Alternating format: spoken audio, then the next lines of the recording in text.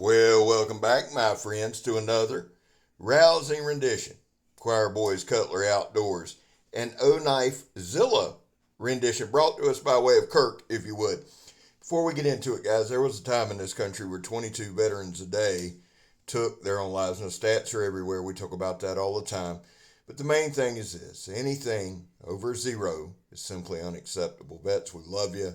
You have a place here. Back to Blue over here. We support Leo. How you do that, Scab? Well, we don't break the damn law. And when we do, because we accept responsibility. And finally, if you're an addict, never quit quitting. So, here's the deal, guys. This is the O-Knife Zilla. Kirk picked this up a while ago and raved about it. And then he gave it to me, and I've had it for way too long. But I got around to getting a review on it. And it wasn't a matter of getting around to it. It's just we've been backed up and been slammed. But I was excited about doing this one. Now, I showed you a comparison there against the PM2. That's a pretty standard size. Couple things real quick about this blade that I like. It has an ample handle, G10 handle, and I love the blade shape. Now, here's the deal with this blade shape. If I was going to design a folder, if I was going to, this would be the blade shape I would use. I love this shape for a folder. I like the look of it. Now, I might amend that harpoon look up there. I know that's the flavor of the month, and it looks really good on certain knives, looks good on this one, and not on others. But I might change that. But the overall appearance of this blade, to me, it's kind of a leaf type shape, and somebody will disagree, and that's fine. Let me give you some specs. Overall length is 8.37 inches. It is made of 154 cm. We're going to talk about that in a minute. Blade length is 3.5. Blade thickness is 0.12 inches or 3 millimeters. The blade width, this is the important thing to me, 1.66 inches. The handle width is 1.08 inches. The handle thickness is 0.72, so it fills up the hand good. That's what I was saying. Now, the handle length is 4 3/4, but the inner grip is 3 7/8. So it'll fit most hands. Remember, 4 1/8 will fit everybody. 4, you're getting in there, and then 3 7/8 is going to fit the vast majority. Now, if you got huge hands, might be a hair small, but for me, it was perfect. The big thing here, too, is the weight on this is 5.35 ounces. So it is a heavier blade. Like I said, it's 0.12 thickness, so it's not super thick. 3 mils isn't super thick, but it lends to that sliciness. Now, it's 154 cm. I personally am a fan of 154 cm. 154 cm is a higher end stainless that was developed by Crucible in 1970 for jet turbo components, for jet engine turbo components. It offers high hardness, great wear resistance, and it enhances corrosion resistance. Okay, those are some big things right there with it. From my understanding of it, and I cannot pronounce this word, they added molybdenum to 420C, something like that, and came up with 54 cm. That part I'm not 100% sure on. Because I mispronounced the shit out of it, but it is a higher end stainless, and it's one of my favorites. I happen to have a lot of the Emersons, and I love it. The 154 cm is best at a 60 or 61 Rockwell hardness. So it is, like I said, it has a harder resistance, it has great wear resistance, and it is corrosion resistance, or a lot higher. So for those reasons, I like it. I really do. I've never had a problem really maintaining 154 cm. I just enjoy the steel. Now, what you've seen right here, and what you're going to see throughout this entire video, is me opening and closing one-handed. It's got a great action. It really does. It's a flipper, manual flipper, liner lock. But you're also going to see a lot of cutting.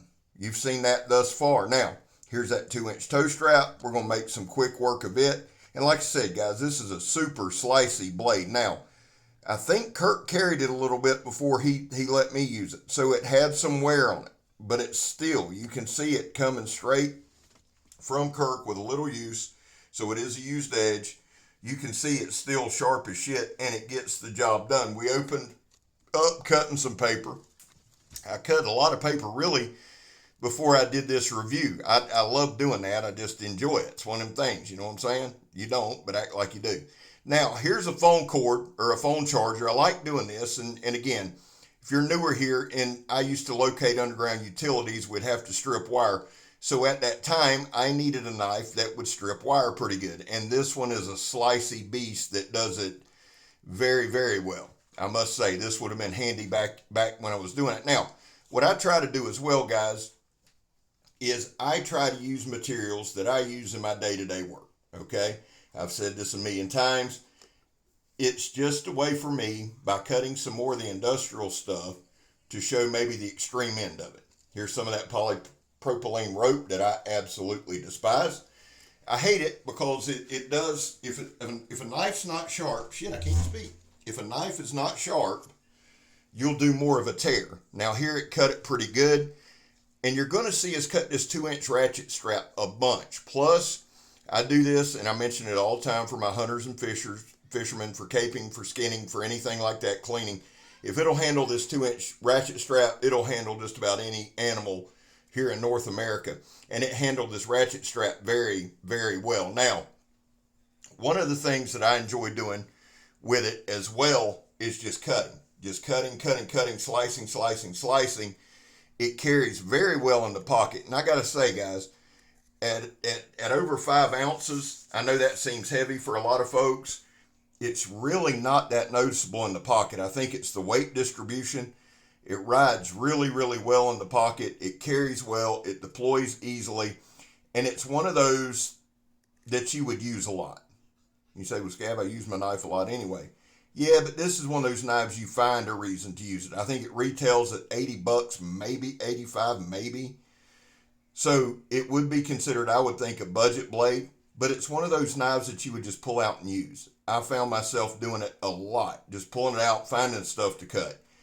It's an enjoyable slicer. The other thing with it, and I do believe this, because of that blade width, and again, I'm going to rehash some of the specs just to keep them in front of you. The blade width is 1.66 inches.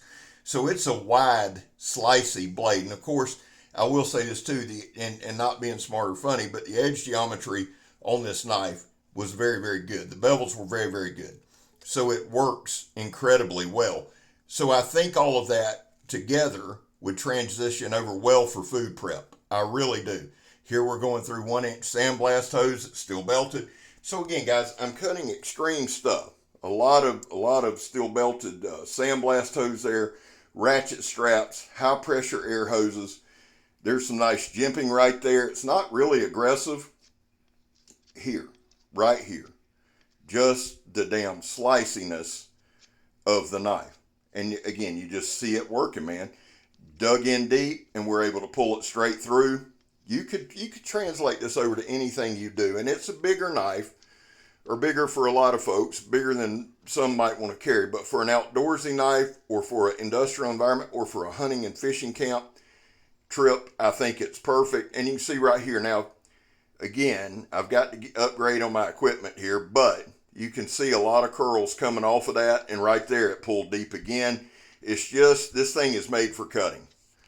Plain and simple. We cut, we sliced, and you can see all the little curls lining up there. It's just fun.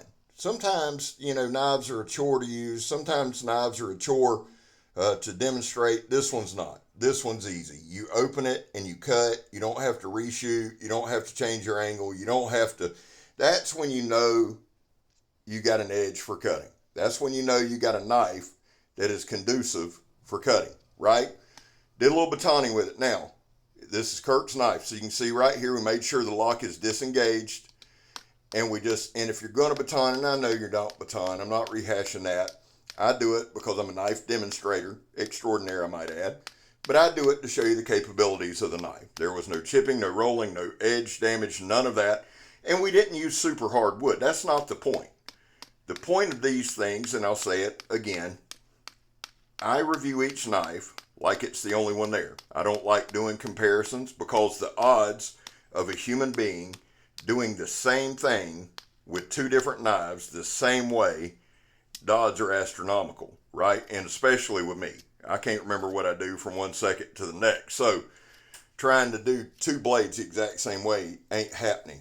So we just do it like this. We demonstrate the knife in hand as if it's the only knife we're able to get our hands on. Look at that. It really is a gorgeous blade. The action is really good. There's the drop shut for folks that's important to. Guys, let me say this real quick. This has been kind of a weird past weekend.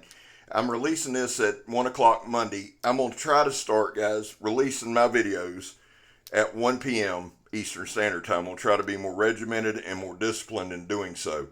For all of those that reached out to ask how me and Megatron are doing, thank you so much. Just keep her in your thoughts. She's got a little more damage than we thought in that ear. Good Lord willing, I'll pass this kidney stone. Now, here's the thing. I know some folks reached out that I didn't get back with you with. Guys, a lot of times on the weekends, it's just absolutely tough. You guys know because you're busy. You work like I do.